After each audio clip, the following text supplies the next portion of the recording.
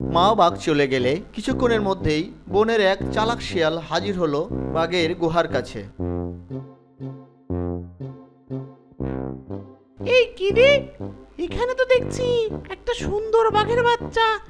এই গুহার আশেপাশে তো বাঘকে দেখতে পাচ্ছি না। এই বাচ্চাটিকে যে করেই হোক ছলে বলে কৌশলে নিয়ে যেতে হবে। ওহে বাঘের বাচ্চা, শুনেছি তুই রাজা বাবু ফল খেয়ে খেয়ে বড় হচ্ছিস। তোর জন্য আমি এনেছি একদম মিষ্টি আম। সত্যি মামা, তুমি আমার জন্য মিষ্টি আম এনেছো? আম দাও তো, কেমন মিষ্টি খেয়ে দেখি।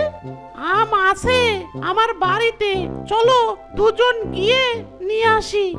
না না মামা, মা বলেছে কারো কথায় ভুলেও গুহার বাইরে যাওয়া যাবে না, তাই আমি যেতে পারবো না। তুই তোর শিয়াল মামার কথা বিশ্বাস করিস না? তুই তো আমাকে ভুল বুঝলি রে। আমি তোকে সারপ্রাইজ দিতে চেয়েছিলাম, আর তুই কি না। বাঘের বাচ্চা দ্বিধায় পড়ে যায়। শেষমেশ সরল মন নিয়ে শিয়ালের সাথে যেতে রাজি হয়।